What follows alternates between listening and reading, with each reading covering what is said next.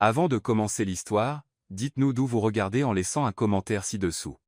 Si vous aimez cette vidéo, n'oubliez pas de liker et de vous abonner. Passez une merveilleuse journée. Profitez de l'histoire, tout le monde. Brewhaven Coffee Co. Ava Bennett vivait le pire matin de sa vie professionnelle, et il n'était que 7h47. D'abord, son vieux réveil avait décidé de rendre l'âme aux alentours de 3h du matin. Ensuite, elle avait découvert que sa chemise porte-bonheur pour les entretiens, celle en soie crème qui lui donnait l'impression de pouvoir conquérir Wall Street, arborait une mystérieuse tache de vin rouge, qui n'était définitivement pas là la veille. Manhattan, 7h47. S'il vous plaît, s'il vous plaît, s'il vous plaît, murmura-t-elle dans un souffle, tapotant impatiemment ses doigts sur le comptoir en marbre de Brewhaven Coffee Co., tout en observant le barista préparer ce qu'elle espérait désespérément être son salut. Un americano triple shot avec un shot d'espresso supplémentaire. Elle avait besoin de toute la caféine possible pour survivre à ce qui s'annonçait comme une journée absolument cauchemardesque. Suivant, appela le barista, glissant la tasse fumante sur le comptoir. C'est alors qu'elle heurta ce qui semblait être un mur de briques vêtu d'Armani. Le café vola au ralenti, traçant un arc parfait dans l'air avant d'exploser sur le torse d'un homme dont le costume coûtait probablement plus cher que son loyer mensuel. Ava saisit son précieux sésame et se retourna, calculant mentalement si elle pouvait parcourir 15 pâtés de maison en 12 minutes en canalisant son athlète olympique intérieur. Même la machine à espresso sembla suspendre son sifflement constant. Ava leva les yeux et croisa les yeux verts les plus furieux qu'elle ait jamais vus de sa vie. L'homme était d'une beauté dévastatrice, dans ce style dangereux de Wall Street. Mâchoire acérée, cheveux noirs parfaitement coiffés, et une expression suggérant que l'univers pliait généralement à sa volonté sans poser de questions. « Je suis tellement désolé. C'était un accident. Je ne vous avais pas vu. » Un accident? Il baissa les yeux sur son costume ruiné, puis la regarda avec une intensité laser. « C'est un Tom Ford. Savez-vous combien coûte un Tom Ford ?» La condescendance dans sa voix actionna un interrupteur dans le cerveau d'Ava. Elle avait grandi dans le Queens, fille d'un concierge d'école et d'une serveuse de dîner, et elle avait développé un radar finement aiguisé pour les garçons riches et arrogants, qui pensaient que le monde leur devait quelque chose. « Écoutez, Votre Altesse, c'était un accident, d'accord, pas intentionnel. Et être que si vous n'aviez pas été planté au milieu de la zone de récupération comme si vous étiez le maître des lieux. » Le maître des lieux? Ses yeux verts brillèrent dangereusement. Ouais, comme si tout le monde devait s'incliner et céder le passage à l'illustre prince. Nouvelle flash. Le monde ne tourne pas autour de vous. Plusieurs clients avaient sorti leur téléphone, espérant visiblement capturer ce qui allait suivre en vidéo. Ava réalisa qu'elle gesticulait sauvagement, projetant les dernières gouttes de café de ses mains en petits arcs. L'homme l'étudia longuement, comme si elle était un spécimen particulièrement fascinant qu'il décidait soit d'écraser, soit d'examiner sous un microscope. « Intéressant, dit-il enfin, sa voix douce mais d'une certaine manière plus menaçante que lorsqu'il était en colère. Très intéressant. » Sans un mot de plus, il tourna les talons et quitta le café, laissant derrière lui un sillage de murmures et de regards curieux. Ava resta là, le cœur battant, incertaine si elle était plus en colère ou impressionnée par sa propre audace. « Waouh, ma belle !» dit le barista avec un sourire appréciateur. « Tu viens de jeter du café sur Ethan Carter. » Ethan qui? Ethan Carter. Tu sais, Carter Enterprise? Il possède, genre, la moitié des biens immobiliers commerciaux de Manhattan, y compris cet immeuble. Ava sentit son estomac se nouer. « Oh mince. Ouais, acquiesça le barista, essuyant le comptoir avec un amusement à peine contenu, mais c'était épique. Laisse-moi te faire un autre café, offert par la maison. Tu vas en avoir besoin. » 45 minutes plus tard, Ava traversait le hall rutilant de la Carter Tower, essayant d'ignorer le sentiment que sa carrière allait s'effondrer avant même d'avoir commencé. L'immeuble était intimidant, tout en verre, acier et art moderne qui coûtait probablement plus cher que la maison de la plupart des gens. Une cascade coulait le long d'un mur, créant une atmosphère zen qui n'apaisait en rien son anxiété. Ava Bennett, une femme élégante d'une 50aine d'années, s'approcha avec un sourire chaleureux. « Je suis Laura Kim, directrice des ressources humaines. Bienvenue chez Carter Enterprise. »« Merci. Désolé d'être en retard. Le métro aucun souci. Nous avons une réunion de bienvenue dans quelques minutes. » Le nouveau PDG aime rencontrer personnellement tous les coordinateurs de département lors de leur premier jour. « Nouveau PDG ?» Ava hocha la tête, essayant de paraître professionnel tout, en priant intérieurement, que la réunion soit rapide pour pouvoir se cacher à son bureau. Le reste de la journée, ils montèrent dans l'ascenseur jusqu'au 42e étage avec plusieurs autres employés, tous paraissant à la fois enthousiastes et nerveux. Ava reconnut quelques visages du processus d'entretien, de jeunes professionnels ambitieux cherchant à faire leur marque dans l'une des entreprises les plus compétitives de Manhattan. Il est jeune pour un PDG, murmura quelqu'un derrière elle. 32 ans, il a pris la tête quand son père s'est retiré pour se concentrer sur la philanthropie. J'ai entendu dire qu'il est brillant mais exigeant, murmura une autre voix. Juste, mais il attend la perfection. Oh, et célibataire. Ava leva les yeux au ciel. Même dans l'environnement le plus impitoyable du monde corporatif américain, les gens ne pouvaient s'empêcher de colporter sur la vie amoureuse de leur patron. Les portes de la salle de conférence s'ouvrirent sur un espace élégant avec des fenêtres du sol au plafond, offrant une vue imprenable sur Central Park. Une immense table en verre dominait le centre, entourée de chaises en cuir qui coûtaient probablement plus cher que sa voiture. À la tête de la table, dos à la porte, se tenait un homme dans un costume impeccablement taillé. Un costume propre, nota T.L. distraitement. Tout le monde, annonça Laura, j'aimerais vous présenter notre nouveau PDG. L'homme se retourna. Le monde s'arrêta. Des yeux verts, une mâchoire acérée, et une expression mêlant surprise et quelque chose qui ressemblait dangereusement à de l'amusement. Ethan Carter, dit-il, tendant la main pour saluer le groupe. Ses yeux trouvèrent ceux d'Ava, et il sourit. Ce n'était pas un sourire amical. C'était le sourire d'un prédateur qui venait de repérer sa proie favorite. C'est un plaisir de rencontrer nos nouveaux membres de l'équipe. Ava était officiellement dans le pétrin. Surtout vous, ajouta-t-il, s'arrêtant directement devant elle. Je ne pense pas que nous ayons été correctement présentés plus tôt. Ethan Carter, PDG de Carter Enterprise. Et vous êtes ? Toute la salle regardait. Ava sentit la chaleur monter à ses joues mais força un sourire professionnel. Ava Bennett, coordinatrice marketing. Ah, oui. Marketing. Il lui serra la main, la retenant une seconde de plus que nécessaire. J'ai le sentiment que nous allons très bien travailler ensemble, Ava. Très bien, en effet. La manière dont il prononça son nom lui donna un frisson involontaire dans le dos. Ava avait l'impression distincte que sa vie allait devenir très, très compliquée. Et pour la première fois depuis l'incident du café, elle n'était pas sûre si c'était une bonne chose ou absolument terrifiant. Peut être les deux. 48 heures plus tard, Ava avait passé exactement 47 heures, 32 minutes et environ 15 secondes à essayer d'éviter Ethan Carter. Elle avait perfectionné l'art d'esquiver les ascenseurs, développé une connaissance approfondie des itinéraires alternatifs dans les bureaux, et même envisagé de se mettre à fumer juste pour avoir une excuse pour se cacher sur la terrasse du toit. Ça ne fonctionnait pas. Eva. La voix venait de juste derrière elle alors qu'elle essayait de se faufiler devant l'étage exécutif vers le département marketing.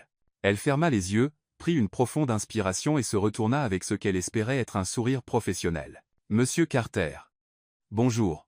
Il était appuyé contre le chambranle de la porte de son bureau, les bras croisés, ressemblant à une couverture de magazine intitulée « Homme puissant qui pourrait détruire votre carrière d'un simple appel ». Le costume du jour était gris anthracite, parfaitement ajusté, et définitivement sans tache de café. C'était Anne, et il est en fait l'après-midi.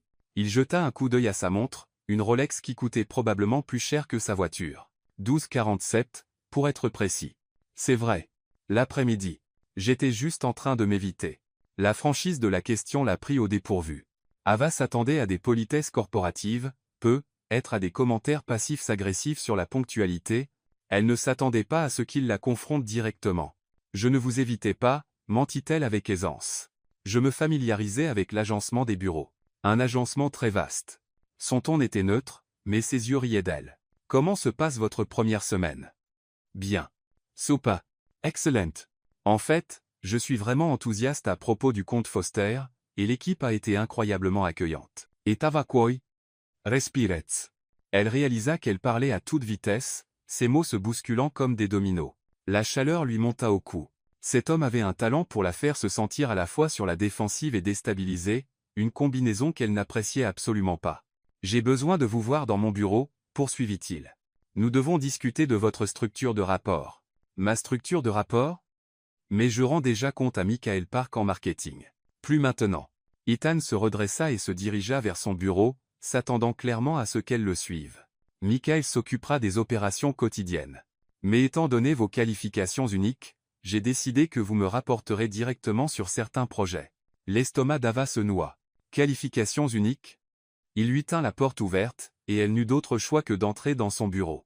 L'espace était impressionnant, des fenêtres du sol au plafond, des meubles modernes, et des œuvres d'art qui appartenaient probablement à un musée. Mais ce qui la frappa le plus, c'était l'organisation parfaite de tout, pas un papier hors de place, pas un stylo sans capuchon, c'était le bureau de quelqu'un qui contrôlait chaque détail de son environnement. Café? Proposa-t-il, se dirigeant vers une machine à espresso dans un coin. Non. Le mot sortit plus sec qu'elle ne l'avait prévu. Je veux dire, non, merci. Je vais bien. Ses lèvres frémirent d'un amusement possible. D'accord. L'incident du café. Ava s'assit dans l'un des fauteuils en cuir face à son bureau, essayant de projeter de la confiance tout en paniquant intérieurement. Ethan se versa un espresso et s'installa derrière son bureau, l'étudiant avec ses yeux verts troublants. Alors, commença-t-il, parlons de votre parcours. Mon parcours? MBA de Columbia, dans les 5% les meilleurs de votre classe. 3 ans chez Ogilvy, où vous avez remporté 2 prix, Clio. Parle 3 langues couramment. A grandi à Astoria. A travaillé pour financer ses études en servant dans un restaurant et en donnant des cours particuliers à d'autres étudiants. Il marqua une pause. Impressionnant. Ava cligna des yeux. Vous avez fait des recherches sur moi. Je fais des recherches sur tous ceux qui me jettent du café. Risque professionnel. C'était un accident. Vraiment? Il s'adossa à son fauteuil, les doigts joints. Parce que l'Ava Bennett dont je lis le profil ne semble pas être le genre de personne à avoir des accidents. Elle semble être quelqu'un qui va chercher ce qu'elle veut avec précision et détermination. L'observation était assez juste pour être déconcertante. Ava avait passé toute sa vie à être précise et déterminée. C'était la seule façon de sortir du Queens et d'entrer dans des bureaux comme celui-ci. Que voulez-vous de moi, monsieur Ethan? Je veux des rapports quotidiens sur le compte Foster pour commencer, mais qui s'étendront à d'autres projets par la suite. Tous les jours à 17h, livrés personnellement dans mon bureau. Des rapports quotidiens? Ça semble excessif. Michael reçoit des résumés hebdomadaires de toute l'équipe. Michael n'est pas moi. La voix d'Ethan était calme, mais il y avait de l'acier en dessous. J'aime être étroitement informé sur les projets dans lesquels je suis personnellement investi. Et pourquoi êtes-vous personnellement investi dans le compte Foster? Parce que c'est une campagne de 50 millions de dollars qui pourrait faire ou défaire nos chiffres du 4e trimestre, et parce qu'il fit une pause, semblant peser ses mots parce que j'ai le sentiment que vous allez me surprendre, Ava Bennett. La manière dont il prononça son nom, en roulant les syllabes comme s'il les savourait, fit accélérer son pouls d'une manière tout à fait inappropriée pour une conversation professionnelle. D'accord, dit-elle, se levant brusquement. Rapport quotidien à 17h. Autre chose? Juste une chose. Ethan se leva également, contournant le bureau jusqu'à se tenir plus près que nécessaire. Ava capta une note de son parfum, quelque chose de cher et de chaleureux qui lui évoquait le cuir et la pluie. Je ne tolère pas qu'on me mente, Ava. Alors, la prochaine fois que je vous demanderai si vous m'évitez, j'apprécierai une réponse honnête. Ava releva le menton, soutenant son regard directement. À ce jeu d'intimidation, ils étaient deux à pouvoir jouer. D'accord. Oui, je vous évitais parce que je pensais que vous étiez le genre à garder rancune pour une facture de pressing, et j'ai besoin de ce travail. Content maintenant? Au lieu de la colère, quelque chose qui ressemblait presque au respect traversa ses traits. Beaucoup mieux. L'honnêteté vous va bien. Et l'arrogance vous va bien, donc je suppose que nous sommes quittes. Les mots sortirent avant qu'elle ne puisse les retenir. La main d'Ava vola à sa bouche, les yeux écarquillés d'horreur. Elle venait d'insulter son patron PDG, qui pouvait la licencier d'un simple coup de fil. Mais Ethan rejeta la tête en arrière et rit, un vrai rire, pas le petit rire poli d'entreprise qu'elle attendait. Vous savez quoi, Ava? Cet arrangement va être beaucoup plus intéressant que je ne le pensais. En retournant à son bureau, Ava ne pouvait se défaire de l'impression d'avoir marché droit dans un piège soigneusement tendu. Ethan Carter voulait des rapports quotidiens livrés en personne. Il y avait des moyens plus simples de suivre un compte, ce qui signifiait qu'il avait d'autres raisons de vouloir la voir tous les jours. Ava ne pouvait simplement pas déterminer si c'était une bonne chose ou une chose très, très dangereuse. Son téléphone vibra avec un texto de sa colocataire et meilleure amie, Lily. Comment va le nouveau job? Des mecs mignons en marketing? Ava jeta un coup d'œil vers l'étage exécutif, où elle pouvait juste distinguer la silhouette d'Ethan à travers la fenêtre de son bureau. C'est compliqué, tapa-t-elle en réponse. Ce, réfléchit-elle, pourrait être l'euphémisme du siècle. Plus tard ce soir-là, assise dans son petit appartement à Astoria, Ava se retrouva à fixer l'écran de son ordinateur portable. Les dossiers du compte Foster étaient éparpillés sur sa table basse littérale, nota-t-elle avec une ironie amère et elle était censée préparer son premier rapport quotidien. Au lieu de cela, elle cherchait Ethan Carter sur Google. Les résultats étaient nombreux. Des articles de Forbes sur son sens des affaires, des photos de pages mondaines le montrant à des galas de charité avec diverses femmes sublimes. Un profil du Wall Street Journal, datant de son accession au poste de PDG, il y a 6 mois, intitulé « Le prince de l'immobilier grandit ». L'héritier de Carter Enterprises, Ethan Carter, 32 ans, est officiellement sorti de l'ombre de son père pour prendre les rênes de l'empire familial valant des milliards. Connu pour son instinct commercial aiguisé et son perfectionnisme exigeant, Carter a déjà annoncé plusieurs acquisitions majeures. Ava fit défiler photo après photo, Ethan a une ouverture de musée, magnifique en smoking, Ethan a une fête sur un yacht dans les Hamptons, entouré de l'élite de Manhattan. Ethan serrant la main du maire, tous deux souriant pour les caméras. Dans chaque photo, il semblait à sa place, comme s'il était né pour habiter ces espaces de marbre et de cristal, pour attirer l'attention simplement par son existence. Ava pensa à sa propre vie. L'enfant boursière qui avait travaillé à 3 emplois pour passer à travers Columbia, qui faisait encore ses courses chez Target, et mangeait des ramen pour le dîner, plus souvent qu'elle ne voulait l'admettre. Elle et Ethan Carter pourraient aussi bien venir de planètes différentes. Son téléphone sonna, interrompant ses pensées de plus en plus moroses. Alors, la voix de Lily était brillante de curiosité, « Raconte-moi tout. Ton patron est mignon? Méchant? Les deux ?» Ava s'effondra sur son canapé, fixant le plafond de son appartement exigu. « Tu te souviens quand j'ai dit que c'était compliqué? Ouais. J'ai être sous-estimé ça de beaucoup. Ou, tu semblé croustillant. Dis voilà. » Je lui ai jeté du café dessus. Il y eut un moment de silence stupéfait. Puis Lily éclata de rire. « Tu quoi? Ava Bennett, employé modèle du mois pendant 3 ans d'affilée, a jeté du café sur son patron? Il n'était pas encore mon patron. C'était juste un mec arrogant dans un costume hors de prix qui Ava s'interrompit. Et maintenant, il veut des rapports quotidiens livrés en personne tous les jours à 17h. Tous les jours? C'est la voix de Lily s'éteignit. Attends, il est canon, non? Ava, il est canon, n'est-ce pas? Riche, puissant, exigeant des réunions quotidiennes avec la femme qu'il a agressée avec de la caféine. Ava, chérie, je pense que ton patron a un faible pour toi. C'est ridicule. Il veut probablement juste rendre ma vie misérable jusqu'à ce que je démissionne. Ou, dit Lily avec ce ton entendu qui signifiait qu'elle allait dire quelque chose qu'Ava ne voulait pas entendre, il est intrigué par la seule femme à Manhattan qui ne se jette pas à ses pieds pour l'impressionner. Ava regarda l'écran de son ordinateur portable, où le visage d'Ethan la fixait depuis une couverture de Forbes, ses yeux verts semblaient la regarder directement, amusé et défiant. Ça, dit-elle finalement, est une possibilité terrifiante. Les meilleurs le sont toujours, répondit Lily joyeusement. Alors, qu'est-ce que tu vas porter pour la réunion de rapport de demain? Quelque chose qui dit, je suis professionnel, mais je ne suis pas intimidé par vos milliards de dollars et votre mâchoire stupidement parfaite. Malgré tout, Ava se surprit à sourire. Tu es folle, et tu vas vivre l'expérience professionnelle la plus intéressante de ta vie. Fais-moi confiance, ça va être amusant. En raccrochant et en regardant les dossiers, Foster éparpillés dans son salon, Ava avait l'impression distincte que la définition du plaisir de Lily et la sienne allait être mise à l'épreuve ultime. Demain à 17h, elle retournerait dans le bureau d'Ethan Carter. Et quelque chose lui disait que le café était la chose la moins dangereuse qu'elle lui avait jetée.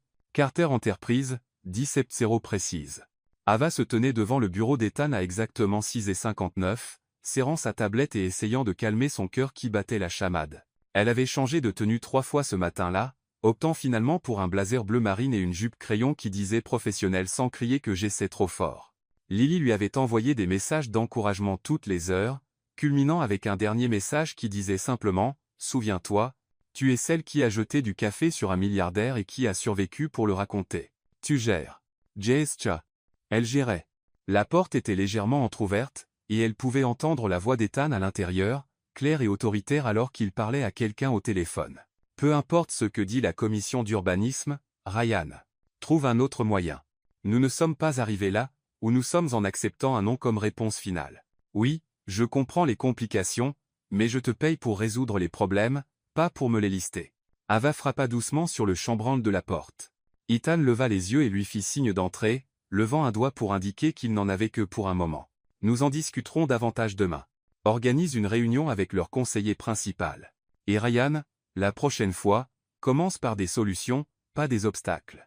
Il raccrocha et tourna toute son attention vers Ava. Pile à l'heure. J'apprécie la ponctualité. Je vis selon elle, répondit Ava, s'installant dans le fauteuil en face de son bureau. Dois-je attendre dehors pendant que vous finissez vos appels? C'était le dernier. De plus, je suis curieux de voir ce que vous avez préparé pour moi. Ethan s'adossa à son fauteuil, ses yeux vers l'étudiant avec une intensité qui la faisait se sentir comme une suspecte dans une salle d'interrogatoire. Ava ouvrit sa tablette et se lança dans sa présentation. Elle avait passé des heures à préparer, déterminée à prouver qu'elle avait sa place dans cette pièce, qu'elle était plus que la femme qui avait détruit son costume. Elle lui présenta le calendrier de la campagne Foster, les recherches démographiques, les concepts créatifs proposés, les allocations budgétaires. Chaque détail était minutieusement recherché et articulé avec clarté. Ethan écouta sans l'interrompre, prenant occasionnellement des notes sur un bloc-notes. Quand elle eut fini, le silence s'étira entre eux pendant ce qui sembla une éternité. « Intéressant, dit-il enfin. Intéressant bien ou intéressant mal? Intéressant dans le sens où vous venez de présenter une campagne qui aurait été parfaitement adéquate il y a 6 mois. Ethan posa son stylo et la fixa de son regard perçant. Mais la démographie principale de Foster a changé. Leur clientèle de base est maintenant âgée de 25 à 34 ans, et non de 30 à 45 ans. Toute votre stratégie cible le mauvais public. Ava sentit la chaleur monter à ses joues. Le brief que j'ai reçu indiquait. Le brief était obsolète.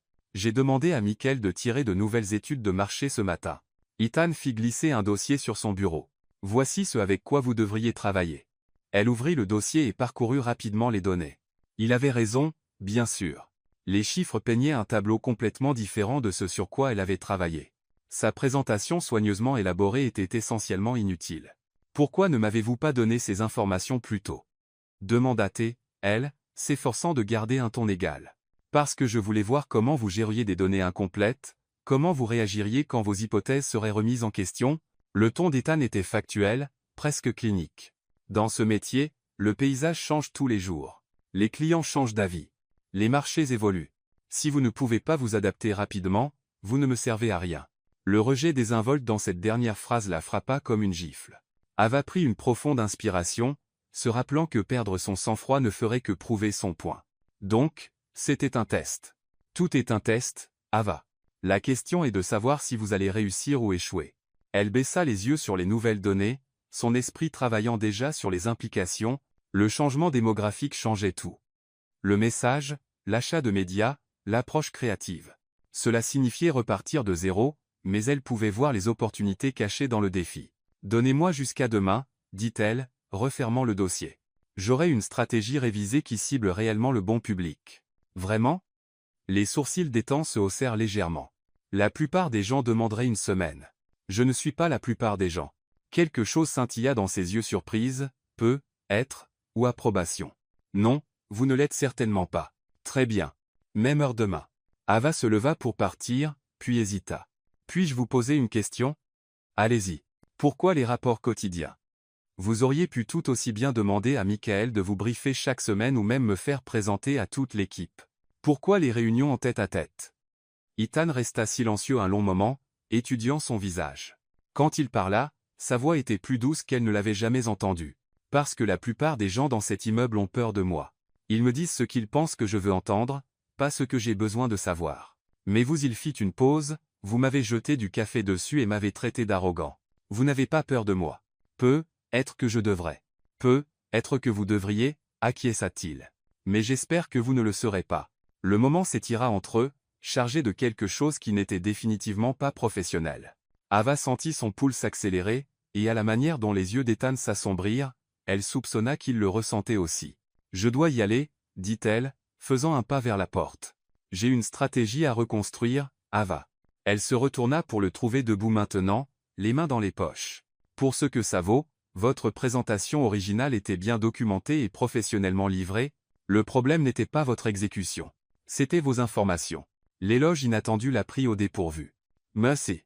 Ne me remerciez pas encore. Demain est le vrai test. En retournant à son bureau, l'esprit d'Ava tourbillonnait.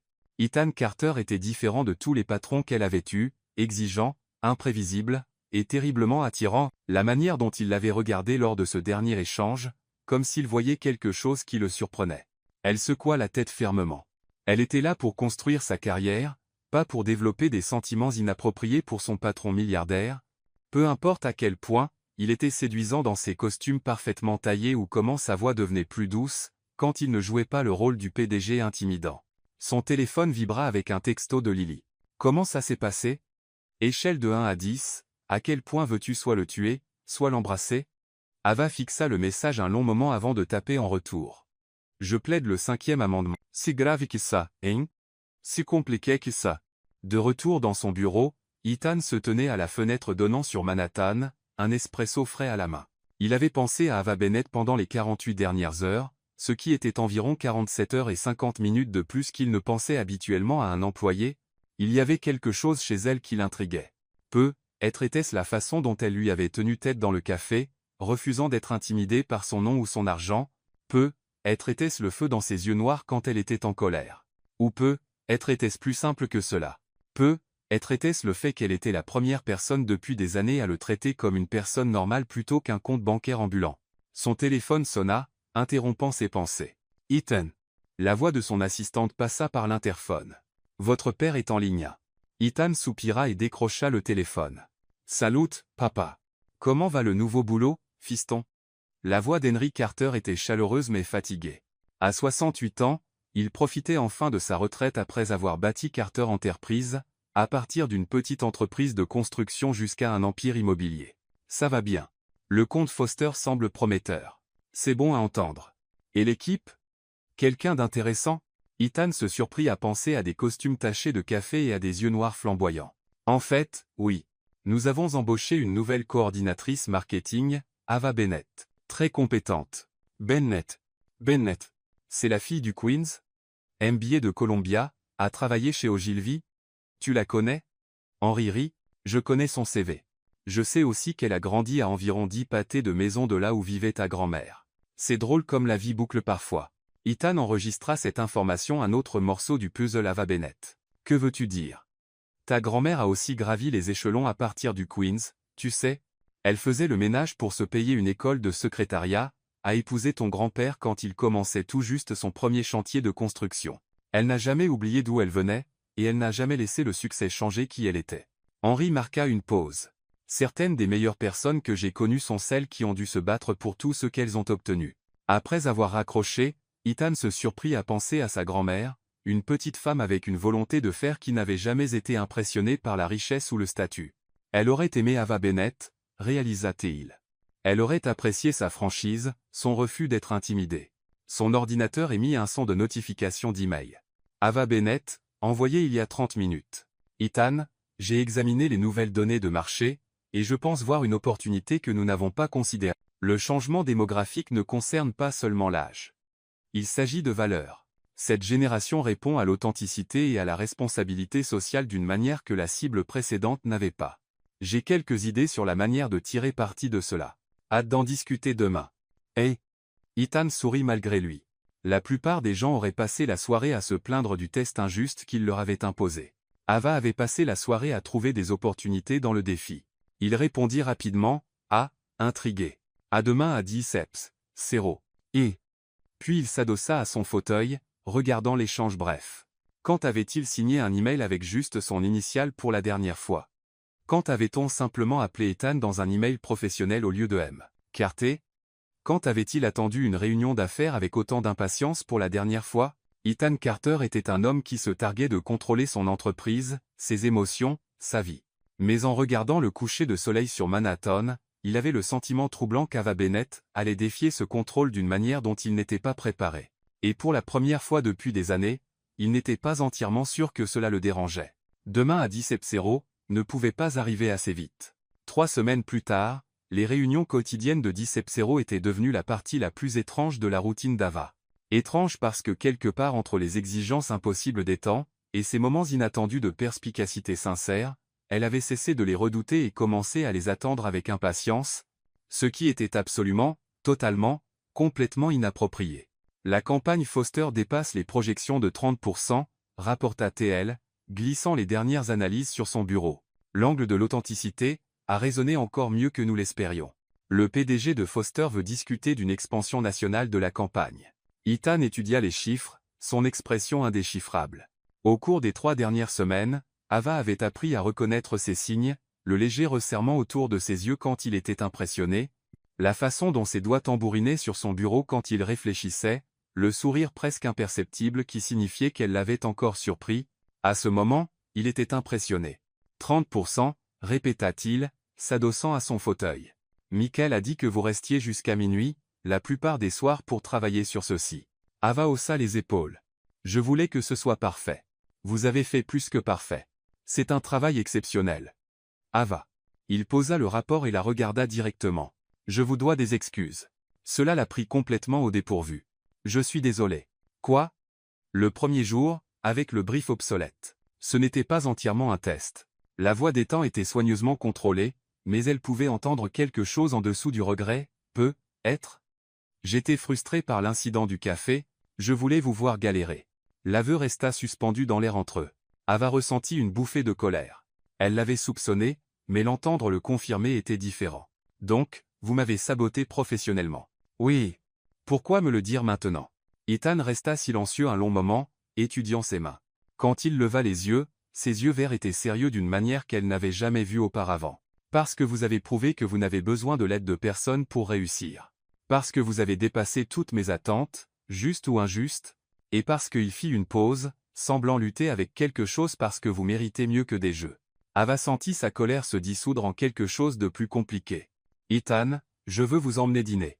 Les mots sortirent précipitamment, pas du tout comme le PDG contrôlé qu'elle avait appris à connaître. Pendant un moment, il sembla presque nerveux. Quoi, dîner? Pour célébrer le succès de Foster, pour m'excuser correctement. Ethan se redressa, retrouvant un peu de sa contenance habituelle. Il y a un restaurant à Soho que je pense que vous aimeriez. Rien de trop sophistiqué, juste de la bonne nourriture et de la conversation. L'esprit d'Ava s'embâilla. Cela franchissait toutes les lignes professionnelles qu'elle s'était fixées. Sortir avec le patron était un suicide de carrière, surtout quand le patron possédait toute l'entreprise, mais la façon dont il la regardait plein d'espoir et incertain, est complètement différent de l'homme arrogant qu'elle avait rencontré dans le café. Je ne pense pas que ce soit une bonne idée, dit-elle finalement. Quelque chose passa sur le visage d'Ethan, de la déception, peut-être de la douleur. Bien sûr, vous avez absolument raison. C'était inapproprié de ma part de demander. Ce n'est pas que je ne veux pas, dit Ava rapidement, puis regretta immédiatement l'aveu. Je veux dire, c'est déjà assez compliqué comme ça. Parce que je suis votre patron, parce que vous êtes vous et que je suis moi, et que nous venons de mondes complètement différents. Ava fit un geste autour de son bureau, avec sa vue à $1 million et des œuvres d'art appartenant à des musées. Vous vivez dans des pantouzes et assistez à des galas de charité. Je vis dans un petit appartement et fais mes courses chez Target. Ce n'est pas une comédie romantique, Ethan. Dans la vraie vie, ces histoires ne se terminent pas bien pour la fille du Queens. Ethan se leva brusquement, se dirigeant vers la fenêtre. Pendant un moment, il resta silencieux, les mains jointes dans le dos, regardant l'horizon de Manhattan. Puis-je vous raconter quelque chose à propos de ma grand-mère, dit-il enfin, sans se retourner. Votre grand-mère? Sofia Nowak. Elle est venue de Pologne avec rien d'autre qu'une valise et une détermination farouche à construire quelque chose de meilleur pour sa famille. Elle travaillait comme couturière dans le quartier des vêtements, économisant chaque centime, et a finalement ouvert son propre atelier de retouche. Ethan se retourna pour lui faire face. Mon grand-père l'a rencontré quand il a apporté ses vêtements de travail pour des réparations. Il commençait tout juste son équipe de construction, dormant sur les canapés des amis, et mangeant de la soupe en conserve pour le dîner. Ava fronça les sourcils, incertaine de la direction que prenait cette conversation. Ethan, tout le monde lui disait qu'elle était folle de l'épouser.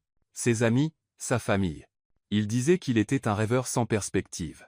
Mais elle voyait quelque chose en lui que les autres ne voyaient pas. Et il voyait sa force, son intelligence, son refus de laisser quiconque diminuer ses rêves. La voix d'Ethan devint plus douce. Ils ont construit Carter Enterprise ensemble à partir de rien. Elle était son partenaire dans tous les sens du terme. C'est une belle histoire, mais... Quoi? Vous pensez que je ne vois pas votre force, votre intelligence? Vous pensez que je ne sais pas à quel point vous êtes remarquable?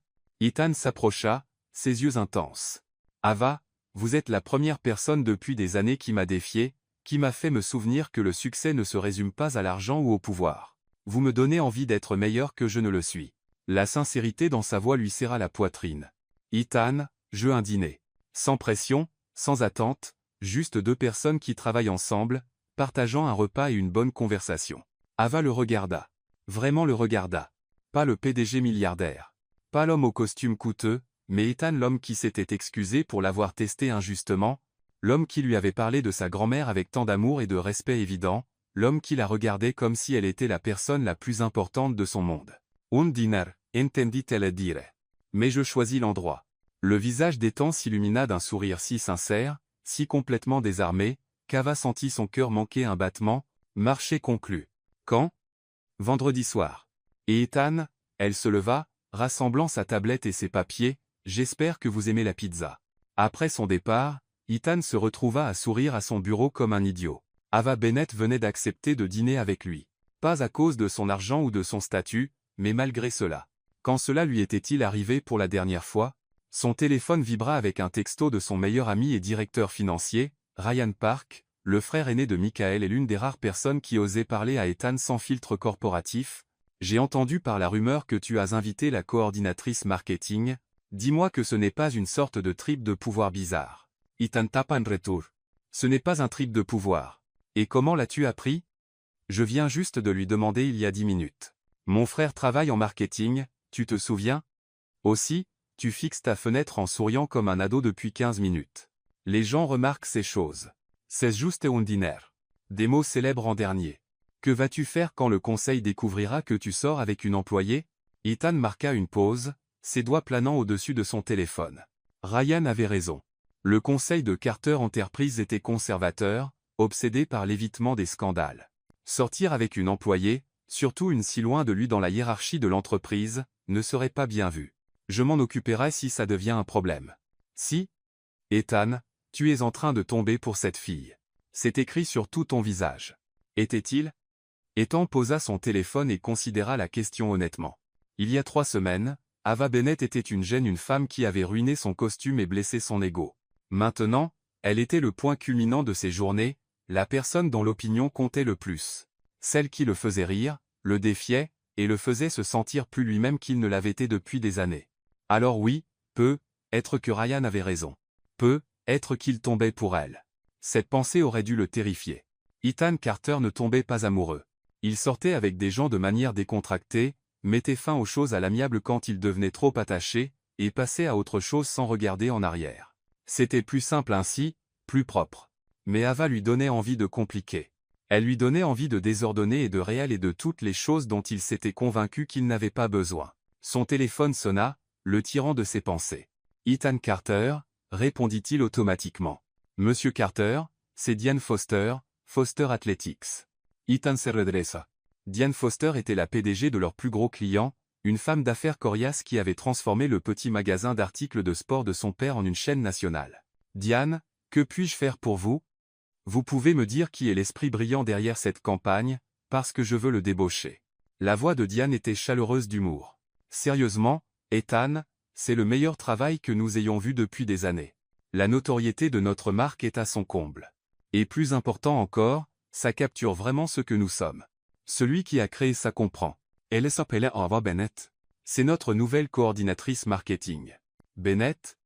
C'est celle qui a grandi dans le Queens, qui a travaillé pour financer ses études à Columbia. Ethan fronça les sourcils. Comment le saviez-vous? Parce que j'ai fait mes recherches quand j'ai vu son nom sur les documents de la campagne. Ethan, cette fille est spéciale. Elle a cette faim, cette détermination qui vient du fait d'avoir dû se battre pour tout. C'est exactement ce qui a fait marcher cette campagne. Elle comprend ce que signifie lutter, vouloir quelque chose de mieux. Elle est définitivement spéciale, acquiesça Ethan, le pensant plus que Diane ne pourrait jamais le savoir. Bien. Ne la laissez pas partir. Les gens comme ça ne se présentent pas souvent. Diane marqua une pause. Aussi, je veux discuter de l'expansion nationale de cette campagne. Pouvez-vous organiser une réunion avec elle? Bien sûr. Je la ferai vous contacter directement. Après avoir raccroché, Ethan fixa son téléphone. Tout le monde semblait voir ce qu'il voyait en Ava. Son talent, sa détermination, son authenticité, tout le monde sauf Ava elle-même. Peut-être que le dîner aiderait à changer cela. Pendant ce temps, 3 étages plus bas, Ava faisait une petite crise de panique à son bureau. Tu as dit oui à un dîner avec Ethan Carter. La voix de Lily sortit assez fort de son téléphone pour que plusieurs collègues se retournent. Ava baissa rapidement le volume. C'est juste un dîner, siffla-t-elle dans le téléphone. Un repas décontracté entre collègues. Les collègues ne s'invitent pas à dîner. Ava. Surtout quand l'un d'eux est milliardaire et l'autre, eh bien, nous, merci pour le discours d'encouragement. Je suis sérieuse, bébé. Qu'est-ce que tu vas porter? Où vas-tu? As-tu pensé à ce que ça signifie pour ta carrière? Ava essayait de ne pas penser à ces choses-là. Je lui ai dit que je choisirais l'endroit. Je pense à Sal's Pizza sur Blicker. Il y eut un moment de silence stupéfait. Tu emmènes un milliardaire chez Sal's Pizza. C'est de la bonne pizza. Ava, chérie, je t'aime, mais cet homme n'a probablement pas mangé de pizza qui n'a pas été faite par un chef personnel depuis des années. Alors ce sera une nouvelle expérience pour lui. Ava resta silenciosa un moment. Lily, et si je faisais une énorme erreur? Et si ce n'était pas le cas? La voix de Lily était douce. Écoute, je ne t'ai jamais vu aussi troublé par un mec, et je te connais depuis l'université. Être que ça veut dire quelque chose.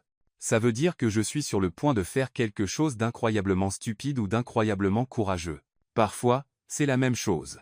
Après avoir raccroché, Ava fixa son écran d'ordinateur, mais la feuille de calcul aurait pu être écrite en hiéroglyphes. Son esprit ne cessait de rejouer la conversation dans le bureau d'Ethan, la manière dont il avait regardé en lui parlant de sa grand-mère, la sincérité dans sa voix quand il s'était excusé, l'espoir dans ses yeux quand elle avait dit oui au dîner. Ethan Carter était dangereux. Pas parce qu'il était riche ou puissant, mais parce qu'il lui faisait ressentir des choses qu'elle n'avait jamais ressenties auparavant. Il lui donnait envie de choses qu'elle s'était convaincue être impossibles pour quelqu'un comme elle. Son ordinateur émit un son de notification d'email. Ethan Carter, envoyé il y a 2 minutes. Ava, Diane Foster a appelé. Elle veut discuter de l'expansion nationale de la campagne et a spécifiquement demandé à travailler directement avec vous. Félicitations. S'acheter énorme. Aussi, je pense toujours à vendredi. Dois-je apporter mon appétit? Malgré tout, Ava se surprit à sourire. L'homme qui venait de lui obtenir la plus grande opportunité de sa carrière s'inquiétait de savoir s'il aurait assez faim pour de la pizza. Elle tapa en retour, merci pour les nouvelles de Foster. C'est incroyable. Et oui, apportez votre appétit. Petit avertissement. Sal's ne prend pas de réservation, et les tables sont en plastique. J'espère que vous êtes d'accord pour descendre dans le monde. Sa réponse arriva presque immédiatement. Ah, j'ai toujours été dans le monde. Je le cache juste mieux d'habitude. Aventretti. Et Ava fixa le message, son cœur faisant quelque chose de compliqué dans sa poitrine. Être que Lily avait raison. Être que ce n'était pas juste un dîner. Être que c'était tout. Vendredi soir ne pouvait pas arriver assez vite. Sal's Pizza, Bleecker Street, vendredi soir, 19:30. Ava arriva chez Sal's Pizza 15 minutes en avance, ce qui était une erreur car cela lui donna trop de temps pour remettre en question tout ce qui concernait cette soirée. Elle avait changé de tenue 4 fois avant de se décider pour un jean sombre, un pull crème et sa veste en cuir préférée assez décontractée pour Sal's, mais assez élégante pour qu'elle ne se sente pas sous-habillée à côté d'un homme qui faisait probablement faire ses costumes sur mesure à Milan. Sal's n'avait pas changé en une décennie depuis qu'elle l'avait découvert en tant qu'étudiante fauchée, les mêmes nappes à carreaux rouges couvraient les petites tables rondes.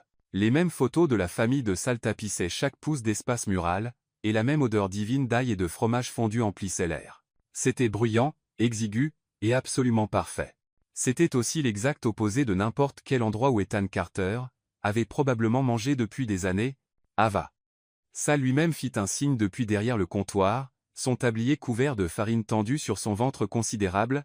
Ça fait longtemps qu'on ne t'a pas vu. Tu viens avec un rencard ce soir? Quelque chose comme ça, répondit Ava, sentant ses joues chauffer. Sal la nourrissait depuis ses jours à Columbia, insistant toujours sur le fait qu'elle était trop maigre et avait besoin de plus de boulettes de viande dans sa vie. La cloche au-dessus de la porte tinta, et Ava se retourna pour voir Ethan entrer.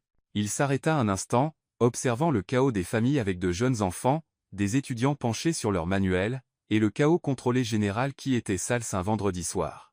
Il portait un jean sombre et une chemise bleu marine aux manches retroussées, plus décontractée qu'elle ne l'avait jamais vue, mais parvenant toujours à ressembler à une couverture de magazine. Plusieurs femmes dans le restaurant le remarquèrent immédiatement.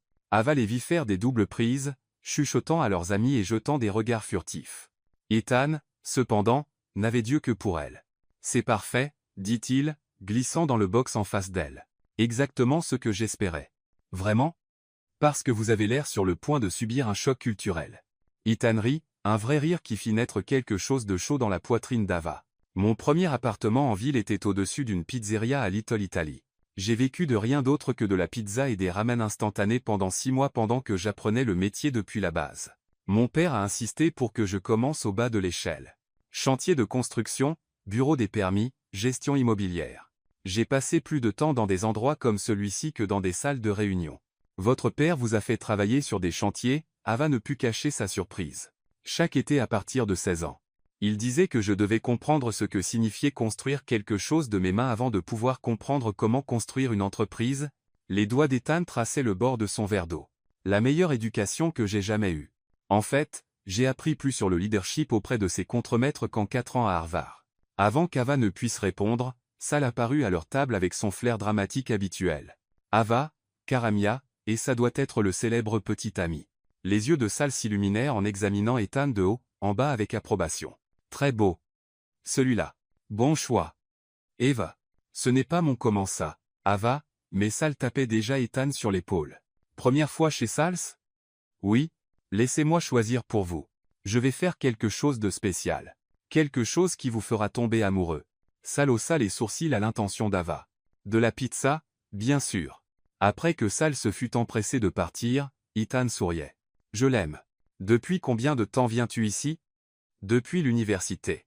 Je l'ai découvert pendant la semaine des examens en 3e année quand j'étais trop stressé pour cuisiner et trop fauché pour aller dans un endroit chic. Sal m'a regardé et a décidé que j'étais sa fille honorifique. Il me nourrit depuis. Et tu m'as amené ici parce que Ava hésita, puis opta pour l'honnêteté.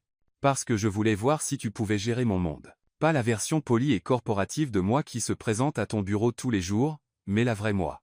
La fille qui mange de la pizza avec ses mains et se dispute avec Sal sur la question de savoir si de l'ananas va sur une pizza. Ça va? Absolument pas. Ce n'est pas de la pizza. C'est une salade de fruits avec du fromage. Ethan rejeta la tête en arrière et rit. Ma grand-mère t'aurait adoré. Elle avait aussi des opinions très arrêtées sur la nourriture. Parle-moi encore d'elle, dit Ava, sincèrement curieuse. Sophia, c'est ça? L'expression d'Ethan s'adoucit. Elle était incroyable. Une petite femme, peut être 1,50 m, mais elle pouvait commander une pièce rien qu'en y entrant. Elle n'a jamais perdu son accent, n'a jamais oublié d'où elle venait. Même quand Carter Enterprise est devenu un succès, elle insistait encore pour faire ses propres courses, envoyait toujours de l'argent à sa famille en Pologne. Elle semble incroyable. Elle l'était. Elle me disait que l'argent n'était qu'un outil. Ce qui comptait, c'était ce que vous construisiez avec et qui vous deveniez en chemin. Ethan fit une pause, ses yeux verts sérieux. Je pense que j'ai perdu cela de vue pendant un moment jusqu'à ce qu'une femme me jette du café dessus et me rappelle qu'il y avait encore des gens dans le monde qui ne pouvaient être ni achetés ni impressionnés par une carte de visite. L'intensité dans sa voix fit retenir son souffle à Ava.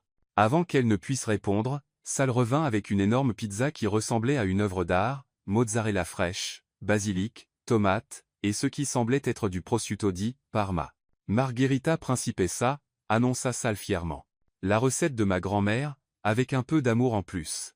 Mangia. Mangia. En mangeant, Ava se surprit à se détendre d'une manière qu'elle n'avait pas anticipée. Ethan posa des questions sur sa famille, son enfance dans le Queens, ses rêves au-delà de Carter Enterprise. Il écouta ses histoires sur le fait de travailler à 3 emplois pour passer à travers Columbia, sur la fierté de ses parents quand elle a obtenu son diplôme, sur sa détermination à construire quelque chose de significatif avec sa carrière. Et toi? Demanda-t-elle, volant un morceau de pepperoni de sa part. Que voulais-tu être quand tu étais petit? Et ne dis pas PDG de l'entreprise familiale. Ethan resta silencieux un moment, enroulant du fromage autour de sa fourchette. Architecte, en fait.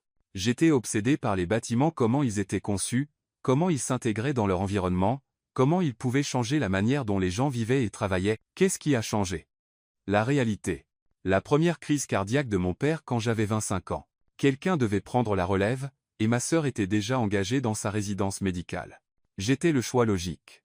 La voix d'Ethan était factuelle, mais Ava perçut quelque chose en dessous du regret, peut-être, ou de la nostalgie. Penses-tu parfois à y revenir? À l'architecture? Parfois. Mais j'ai trouvé d'autres façons de construire des choses. La campagne Foster, par exemple, c'est créer quelque chose de significatif, quelque chose qui connecte avec les gens. Tu le penses vraiment? Je le sais. Tu as pris l'histoire d'une entreprise et l'as rendue humaine, réelle. C'est aussi ce que fait la meilleure architecture. Elle sert les gens, améliore leur vie. La conversation coula naturellement à partir de là. Les livres qu'ils avaient aimés, les endroits où ils voulaient voyager, les histoires d'enfance embarrassantes qui firent presque étouffer Ethan de rire avec sa pizza. Ava se surprit à étudier son visage quand il parlait, remarquant la façon dont ses yeux se plissaient quand il souriait, la manière dont il gesticulait avec ses mains quand il s'enthousiasmait pour quelque chose. « Puis-je te poser une question ?» dit Ethan alors qu'ils finissaient leur 2e bouteille de vin. « Et je veux une réponse complètement honnête. Va-c'est. Que pensais-tu de moi ce premier jour dans le café, avant que tu saches qui j'étais? Ava sentit la chaleur monter à son cou. Tu veux la réponse honnête? Surtout la réponse honnête. Je pensais que tu étais la personne la plus arrogante et la plus privilégiée que j'avais jamais rencontrée. Je pensais que tu étais probablement un fils à papa qui n'avait jamais travaillé de sa vie et qui s'attendait à ce que le monde tourne autour de lui. Ethan fit une grimace dramatique. Aïe! Mais juste. Mais, continua Ava, je pensais aussi que tu étais agaçant de beauté, et j'étais furieuse contre moi-même de l'avoir remarqué. Agaçant de beauté? Le pire genre. Le genre qui pousse les femmes intelligentes à faire des choses stupides. Ethan se pencha en avant, sa voix tombant à quelque chose de presque intime. Et maintenant? Que penses-tu de moi maintenant? Ava le regarda. Vraiment le regarda. Ses cheveux étaient légèrement en désordre d'avoir passé ses mains dedans. Il y avait une petite tache de sauce sur sa chemise, et il la regardait comme si elle était la personne la plus fascinante qu'il ait jamais rencontrée. Ce n'était pas le PDG poli de la salle de réunion. C'était juste Ethan. Et il était encore plus dangereux ainsi. Maintenant, je pense que tu es un problème, dit-elle doucement. Le genre de problème qui pourrait tout changer. Est-ce que ce serait une si mauvaise chose, de tout changer? Avant qu'Ava ne puisse répondre, son téléphone vibra avec insistance. Elle y jeta un coup d'œil et fronça les sourcils. 3 appels manqués de Lily et un texto qui disait simplement « Urgence ». « Appelle-moi maintenant. »« Je suis tellement désolée, dit-elle à Ethan. « Je dois prendre cet appel. » Lily n'appelle jamais sauf si vas-y, dit Ethan immédiatement. La famille d'abord. Ava sortit, son cœur battant la chamade alors qu'elle rappelait Lily. Son ami répondit à la première sonnerie. Dieu merci. Ava, tu dois voir ça. La voix de Lily était tendue de colère. Va sur page 6 en ligne maintenant. Page 6? Lily, quoi? Va voir. Je t'attends. Avec des doigts tremblants, Ava ouvrit le site de Rago sur son téléphone. Cela prit un moment à charger. Et quand ce fut le cas, son sang se glaça. Le titre disait « La dernière conquête de l'héritier Carter », le PDG s'encanaille avec une employée. En dessous, il y avait une photo floue mais reconnaissable d'elle et Ethan à leur table, riant autour d'une pizza. La légende était pire. Le milliardaire Ethan Carter continue son schéma de sortir avec des femmes de rang inférieur, cette fois avec la coordinatrice marketing Ava Bennett, 27 ans. Des sources proches de Carter Enterprise suggèrent qu'il s'agit simplement d'une série de flirts éphémères avec des employés. Il se lasse vite, dit un initié, surtout avec les filles qui ne comprennent pas son monde. Ava, tu es là? La voix de Lily semblait venir de très loin. Je suis là, murmura Ava, mais elle n'était pas sûre que ce soit vrai. Elle avait l'impression de flotter hors de son corps, regardant sa vie imploser en temps réel. Chérie, tu sais que c'est des ordures, n'est-ce pas? Des bêtises de paparazzi. Mais Ava lisait le reste de l'article, chaque mot comme un coup de couteau, des détails sur son passé, son appartement dans le Queens, les emplois de ses parents, sa bourse à Columbia, tout cela présenté comme une preuve qu'elle n'était qu'une autre chasseuse d'or qui avait réussi à attirer temporairement l'attention du milliardaire. Je dois y aller, dit-elle engourdie. Ava, n'ose pas. Mais Ava avait déjà raccroché. Elle se tenait sur le trottoir devant Sals, regardant les gens normaux passer, vivre leur vie normale, et sentait les murs de son monde soigneusement construits s'effondrer autour d'elle. C'était pourquoi elle avait d'abord dit non. C'était exactement ce dont elle avait peur.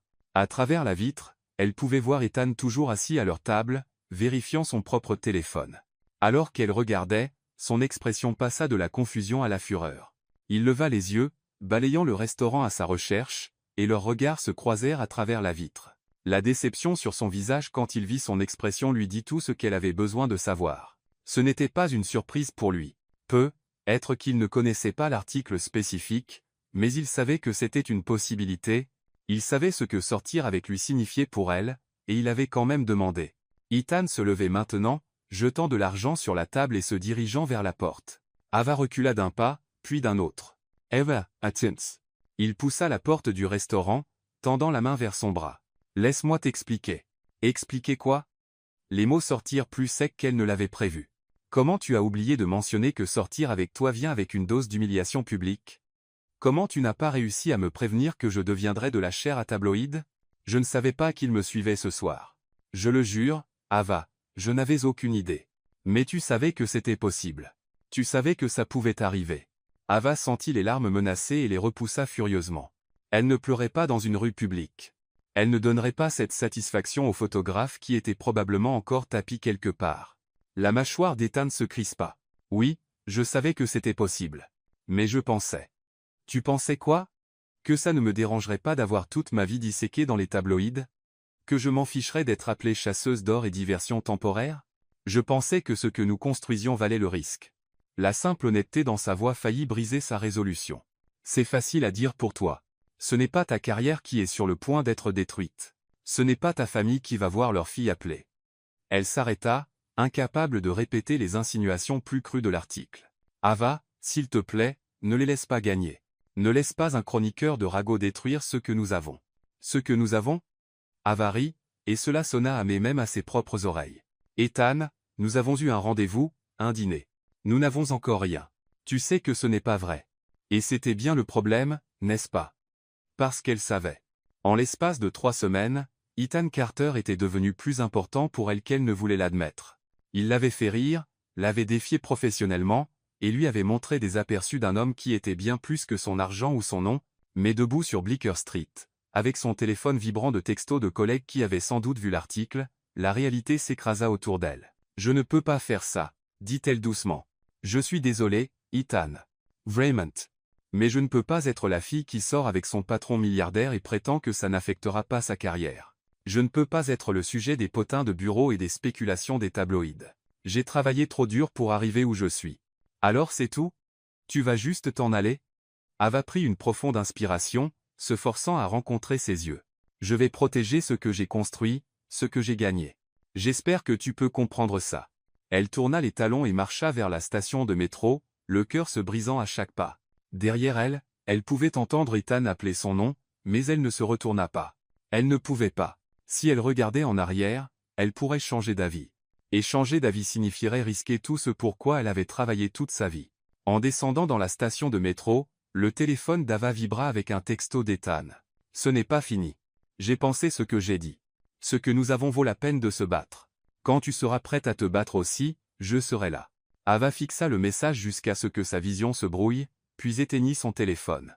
Certaines batailles, se dit-elle, ne valaient pas la peine d'être gagnées si vous vous perdiez dans le processus. Mais alors que le train entrait en station, elle ascendant, la ramenant au Queens et loin de la meilleure soirée qu'elle ait passée depuis des années, Ava ne pouvait se défaire du sentiment qu'elle venait être de faire la plus grosse erreur de sa vie. Pendant ce temps, de retour chez Sals, Ethan se tenait sur le trottoir, regardant l'entrée du métro où Ava avait disparu. Son téléphone vibrait avec des appels de son attaché de presse, de son avocat, et de plusieurs membres du conseil qui avaient sans doute vu l'article, mais tout ce à quoi il pouvait penser était l'expression dans les yeux d'Ava quand elle avait lu cet article, la façon dont son visage s'était fermé, la manière dont elle s'était éloignée de lui comme s'il était radioactif. Il savait que c'était un risque. Il savait que sortir avec lui venait avec des complications que la plupart des gens ne pouvaient pas gérer. Mais il avait pensé espérer qu'Ava était différente, qu'elle était assez forte pour affronter la tempête. Peut-être qu'il lui en demandait trop. « Excusez-moi. Êtes-vous Ethan Carter ?» Ethan se retourna pour voir une jeune femme avec un badge de presse et un photographe derrière elle. Sa mâchoire se crispa. « Pas de commentaire, dit-il, commençant à s'éloigner. Juste une question, monsieur Carter. Est-il vrai que vous avez un schéma de sortir avec des employés? Et si oui, cela ne crée-t-il pas un environnement de travail hostile? » Ethan s'arrêta de marcher. Pendant un moment, il envisagea de monter dans sa voiture et de partir. C'est ce que ses avocats conseilleraient, se taire. Laisser l'histoire s'éteindre. Passer à autre chose. Mais ensuite, il pensa au visage d'Ava quand elle avait lu cet article, à la manière dont il l'avait décrite comme si elle n'était qu'une autre conquête, une autre chasseuse d'or à la recherche d'un chèque facile. Ethan Carter avait été élevé pour être poli, diplomate, pour ne jamais donner à la presse quoi que ce soit qu'il pourrait utiliser contre lui. Ce soir, il s'en fichait. « Je vais vous donner une citation, » dit-il, se retournant vers la journaliste. Ava Bennett est la coordinatrice marketing la plus talentueuse que Carter Enterprise ait jamais embauchée. Elle est brillante, professionnelle, et a obtenu son poste par mérite, pas par des relations. Quiconque suggère le contraire ne sait pas de quoi il parle. Mais monsieur, concernant votre relation personnelle, ma vie personnelle est exactement cela. Personnelle. Mais je dirais ceci. Mademoiselle Bennett mérite mieux que d'avoir son caractère assassiné par des chroniqueurs de ragots qui ne reconnaîtraient pas le vrai talent même s'ils leur jetaient du café dessus. Ethan s'éloigna, laissant la journaliste griffonner furieusement dans son carnet. Il avait probablement empiré les choses pour eux deux, mais il ne pouvait s'en empêcher. Ava Bennett valait la peine de se battre, même si elle ne le croyait pas encore. Et Ethan Carter n'avait pas construit un empire en abandonnant un combat. 2 semaines après le désastre de la pizza, les bureaux de Carter Enterprise ressemblaient à un champ de mines. Ava avait perfectionné l'art de la navigation invisible, synchronisant ses arrivées pour éviter l'horaire des temps, prenant les escaliers au lieu des ascenseurs, mangeant le déjeuner à son bureau, plutôt qu'à la cafétéria. Pendant 2 semaines, elle avait réussi à éviter toute rencontre en face à face avec l'homme qui avait réussi à bouleverser tout son monde avec un dîner et un article de tabloïd. C'était épuisant. « Tu as l'air terrible », annonça Lily, s'installant dans le fauteuil visiteur en face du bureau d'Ava avec 2 tasses de café du hall. « Et avant que tu ne protestes, je le dis avec amour. » Avec amour inquiet ? Ma meilleure amie a l'air de ne pas avoir dormi depuis 14 jours, amour. Ava accepta le café avec gratitude, inhalant l'arôme riche. J'ai bien dormi. Oh. Et je suis secrètement un mannequin de Victoria's Secret. Lily l'étudia avec la précision clinique de quelqu'un qui la connaissait depuis plus d'une décennie. As-tu parlé avec lui ? Qui ? Ne fais pas l'idiote. Ça ne te va pas. As-tu parlé à Ethan ? Il n'y a rien à discuter. Ava se concentra intensément sur son écran d'ordinateur, où les métriques de performance de la campagne Foster peignaient un tableau de succès incontestable. Ironiquement, l'attention des tabloïds n'avait fait qu'accroître l'intérêt pour la campagne.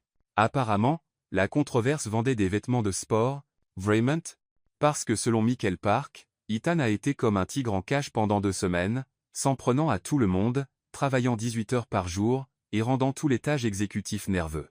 Malgré elle, Ava ressentit une pointe d'inquiétude. Ce n'est pas mon problème, n'est-ce pas ?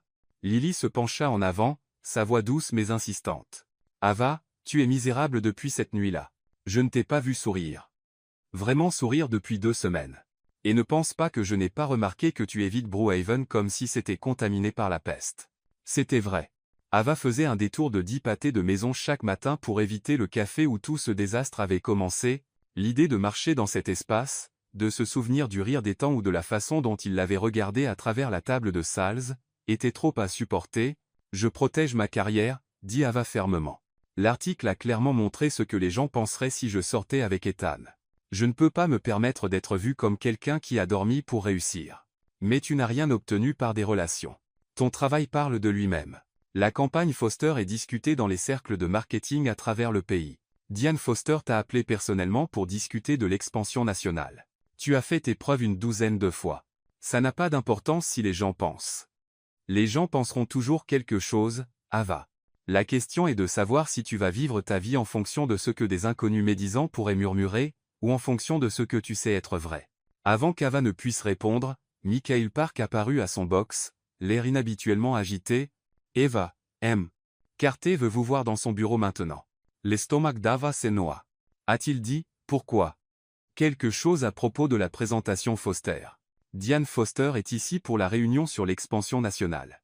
Lily haussa les sourcils de manière significative. Le devoir t'appelle. Ava rassembla ses dossiers avec des mains qu'elle espérait, ne pas trembler visiblement. Tout allait bien. C'était professionnel. Elle pouvait gérer une réunion professionnelle avec Ethan. Elle était une femme adulte capable de séparer ses sentiments personnels de ses responsabilités professionnelles. Elle répéta ce mantra tout le long jusqu'au 42e étage. L'assistante des temps, Emily, lui fit signe vers la salle de conférence. Ils vous attendent à l'intérieur. Ava s'arrêta devant la porte, prenant une profonde inspiration et lissant sa robe bleu marine, une armure déguisée en tenue professionnelle. À travers les parois de verre, elle pouvait voir Ethan à la tête de la table, impeccablement vêtu comme toujours, mais semblant quelque peu fatigué autour des yeux. En face de lui se tenait une femme dans la cinquantaine aux yeux perçants et au costume coûteux, Diane Foster. « Allons-y », murmura Ava et poussa la porte. « Ava ». Diane Foster se leva immédiatement, lui tendant la main avec un sourire chaleureux. « Enfin, nous nous rencontrons en personne. J'attendais cette conversation avec impatience depuis des semaines. Madame Foster. C'est un honneur. Appelez-moi Diane, je vous en prie, et l'honneur est pour moi. Votre campagne pour Foster Athletics a dépassé toutes nos attentes. L'authenticité, la connexion émotionnelle, c'est exactement ce dont notre marque avait besoin. Merci. Je suis ravi que cela ait résonné avec vos clients.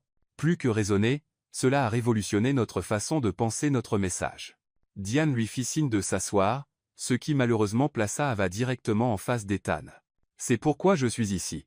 Nous voulons étendre cette campagne à l'échelle nationale, et nous voulons que vous dirigiez l'effort. Ava cligna des yeux. Pardon, quoi?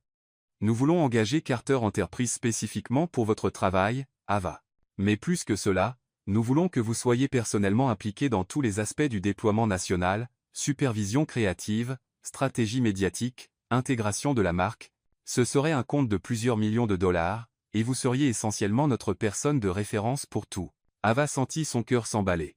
C'était le genre d'opportunité dont rêvent les coordinateurs marketing, le genre qui lance des carrières et change des vies. C'est incroyable. Je suis honoré par votre confiance en moi. Bien, parce qu'il y a plus. Le sourire de Diane s'élargit. Foster Athletics n'est pas notre seule marque. Nous faisons partie de Foster Enterprise. Nous possédons des entreprises de vêtements de sport, des fabricants d'équipements de plein air, des marques d'équipements de fitness. Si cette campagne fonctionne à l'échelle nationale, nous aimerions discuter de l'élargissement de votre rôle à l'ensemble de notre portefeuille. La pièce semblait tourner. Ava jeta un coup d'œil à Ethan, qui l'observait avec une expression qu'elle ne pouvait pas tout à fait déchiffrer. « Que proposez-vous exactement » demanda Ethan, sa voix soigneusement neutre. « Nous proposons qu'Ava Bennett devienne notre directrice de compte dédiée pour toutes les marques de Foster Enterprise. Elle travaillerait exclusivement sur nos comptes avec un contrôle créatif total et une équipe de son choix. » Diane sortit un dossier de contrat. « Nous avons préparé une offre qui reflète l'ampleur et l'importance de ce rôle. » Elle fit glisser le dossier sur la table vers Ava, qui l'ouvrit avec des doigts tremblants. Le chiffre du salaire en haut du contrat lui donna le vertige. « C'est, » Ava déglutit difficilement. « C'est une offre très généreuse. Vous le valez. Mais il y a une condition. » Le cœur d'Ava se serra. Voilà le piège qui rendrait cette opportunité incroyable impossible. Nous voulons que vous dirigiez le compte depuis notre bureau de la côte ouest, à Los Angeles. Plus précisément, Foster Enterprise centralise toutes ses campagnes majeures là, bas, et nous voudrions que vous soyez basé sur place. Les mots frappèrent Ava comme un coup physique. Los Angeles, à 3000 milles de New York, à 3000 milles d'Ethan. Elle leva les yeux pour trouver Ethan la fixant, son visage soigneusement impassible, mais ses yeux brûlant de quelque chose qui ressemblait à de la panique. « Quand ce poste commencerait-il » demanda Ava, sa voix sonnant étrange à ses propres oreilles. « Idéalement, d'ici un mois. Nous savons que c'est un grand changement, mais nous sommes prêts à couvrir toutes les dépenses de déménagement, plus une prime à la signature. » Diane se pencha. Ava, c'est une chance de construire quelque chose d'extraordinaire. Vous auriez des ressources et une liberté créative que la plupart des gens dans cette industrie ne verront jamais. C'était tout ce qu'Ava avait toujours voulu professionnellement. Contrôle créatif, sécurité financière, la chance de travailler sur des campagnes qui pourraient façonner des industries entières. C'était aussi une échappatoire propre au désordre compliqué qu'était devenue sa vie à New York. Puis-je avoir un peu de temps pour réfléchir à l'offre? Bien sûr, prenez le week-end. Mais j'espère que vous direz oui. Je pense que cela pourrait être le début de quelque chose d'incroyable. Après le départ de Diane, Ava se retrouva seule dans la salle de conférence avec Ethan. Le silence s'étira entre eux, lourd de tous les mots qu'il n'avait pas dit au cours des 2 dernières semaines. « Félicitations, » dit Ethan finalement. « C'est exactement le genre d'opportunité que vous méritez. Massé. Los Angeles est magnifique à cette période de l'année. Vous allez adorer. » Ava les regarda vivement. Son ton était poli, professionnel, mais elle pouvait voir la tension dans ses épaules, la manière dont ses mains étaient crispées sur la table. « Je n'ai pas encore accepté. Mais vous allez le faire. » Ce n'était pas une question, et quelque chose dans sa voix lui serra la poitrine. « C'est une opportunité, incroyable, Ethan. Qui change la vie.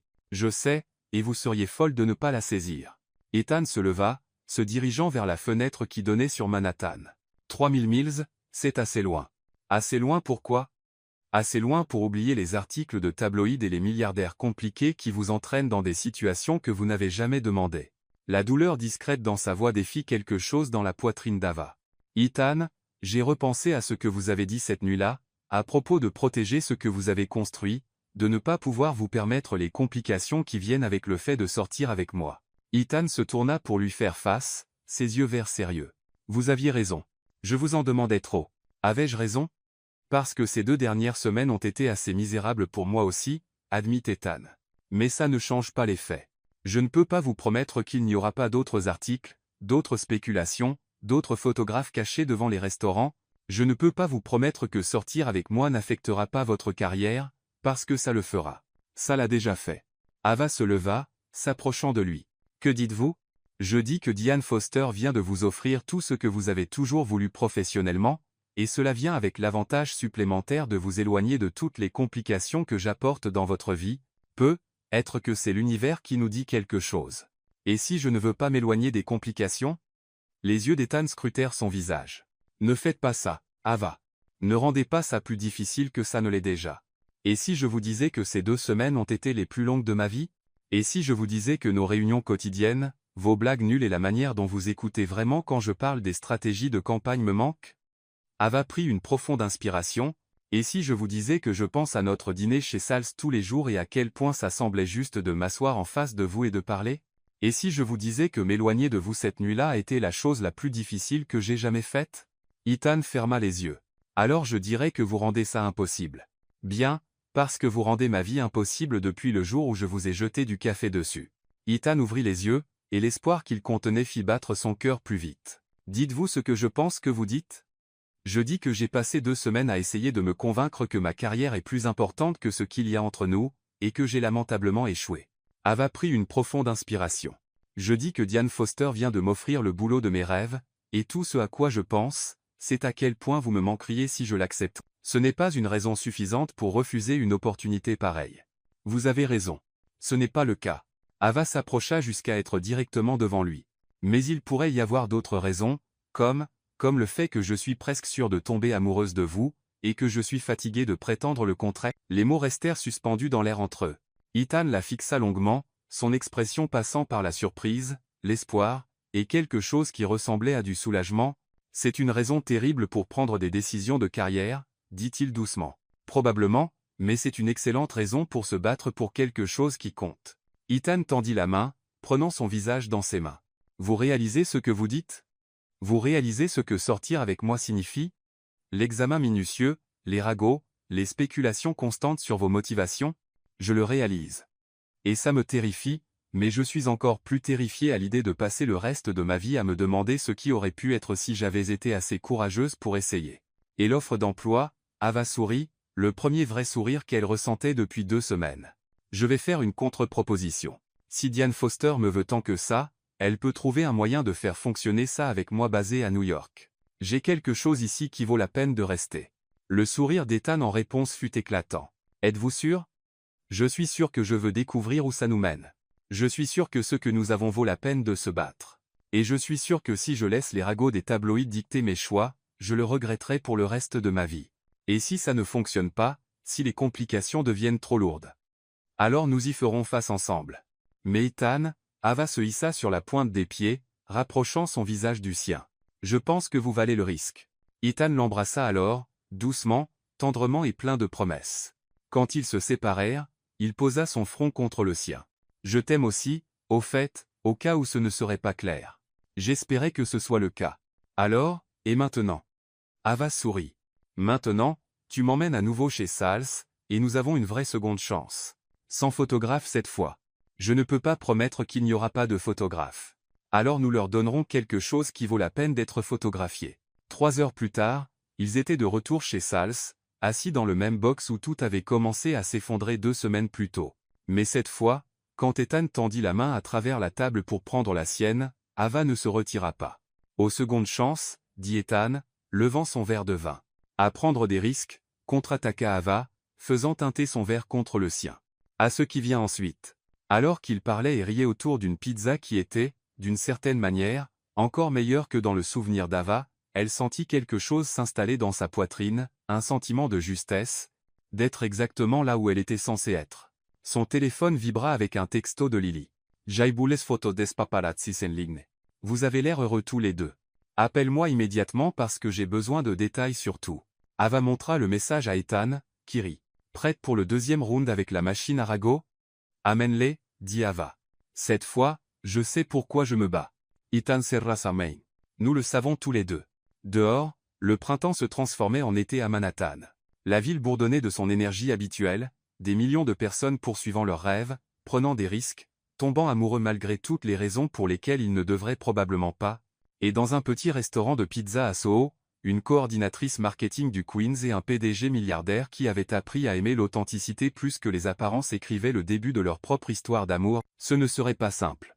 Il y aurait d'autres articles, d'autres spéculations, Plus de complications qu'aucun d'eux ne pouvait probablement imaginer, mais alors qu'Ethan Carter regardait Ava Bennett à travers la table, la femme qui lui avait jeté du café dessus et changé sa vie, il décida que certaines complications valaient la peine, surtout quand elles venaient avec du fromage supplémentaire et une touche d'éternité. Épilogue. 6 mois plus tard, la soirée de lancement de la campagne Foster Enterprise battait son plein au Museum of Modern Art, avec l'élite de Manhattan se mêlant autour de champagne et de canapés.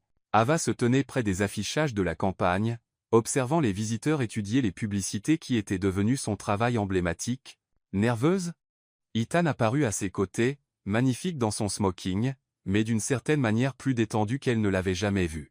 Excitée, corrigea Ava, ajustant inutilement son nœud papillon. L'annonce de Diane sur l'expansion de la côte ouest compatible avec le télétravail était brillante. Le meilleur des deux mondes. Presque comme si elle l'avait planifié ainsi.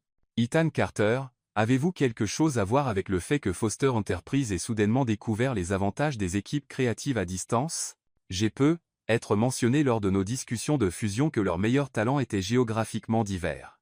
Discussion de fusion? Le sourire d'Ethan était sans remords. Ai-je oublié de mentionner que Carter Enterprise acquiert une petite participation dans Foster Enterprise? Rien de majeur, juste assez pour avoir un mot à dire sur les décisions opérationnelles.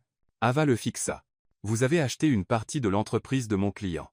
J'ai investi dans une entreprise en croissance avec un leadership excellent et un marketing encore meilleur.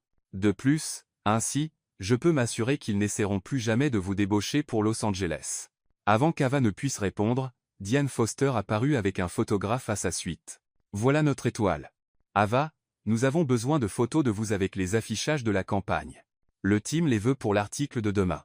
Alors que le photographe les positionnait devant l'affichage le plus grand, une image de la taille d'un panneau publicitaire de personnes réelles réalisant des objectifs réels, authentiques et inspirantes exactement comme Ava l'avait imaginé. Ethan se pencha pour murmurer à son oreille. Au fait, il y a quelque chose dans votre verre de champagne. Ava baissa les yeux sur le verre qu'elle tenait et faillit le laisser tomber. Flottant au fond, réussissant d'une manière ou d'une autre à ne pas se dissoudre dans le champagne, se trouvait une petite boîte en velours. Ethan Carter, murmura-t-elle, son cœur battant à tout rompre. Qu'as-tu fait? Quelque chose de terriblement romantique et probablement complètement inapproprié pour un événement professionnel, répondit Ethan, prenant le verre de ses mains tremblantes et en sortant la boîte, mais j'ai pensé que si notre relation avait commencé par un désastre public, nos fiançailles devraient être tout aussi publiques. Autour d'eux, la soirée continuait, mais Ava avait l'impression que le monde s'était réduit à eux deux et à la petite boîte qu'Ethan tenait. Est-ce une question que je devrais probablement poser correctement? Ethan s'agenouilla, là, au milieu du Museum of Modern Art, devant l'élite sociale de Manhattan et plusieurs photographes très excités. Ava Bennett, dit-il, assez fort pour que tout le monde à proximité entende. Tu m'as jeté du café dessus, il y a 6 mois. Et tu as bouleversé tout mon monde. Tu m'as défié, exaspéré, inspiré, et tu m'as fait tomber complètement et désespérément amoureux de toi. Tu es brillante, belle, et assez courageuse pour prendre des risques sur des complications comme moi. Ava pleurait maintenant, se moquant que les caméras soient partout ou que la moitié de la société new-yorkaise regarde. Veux-tu m'épouser?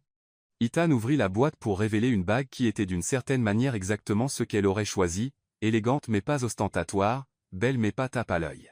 Veux-tu prendre le risque d'une vie de complications avec quelqu'un qui t'aime plus qu'il n'aurait jamais cru possible? À travers ses larmes, Ava pouvait voir tout leur avenir se dérouler devant eux, plus de campagnes, plus de défis, probablement plus d'articles de tabloïds, et certainement plus d'aventures. Ce ne serait pas toujours facile, mais ce serait à eux. Oui, dit-elle, assez fort pour que tout le monde entende. Oui, toi, homme impossible, merveilleux, compliqué. Je t'épouserai. La foule éclata en applaudissements alors qu'Ethan glissait la bague à son doigt et l'embrassait profondément. Les flashs des appareils photo crépitèrent autour d'eux, et Ava savait que les journaux de demain seraient remplis de photos de ce moment. Pour une fois, elle s'en fichait. Certaines histoires, avait-elle appris, valaient les complications, surtout celles qui commençaient avec du café et se terminaient par l'éternité.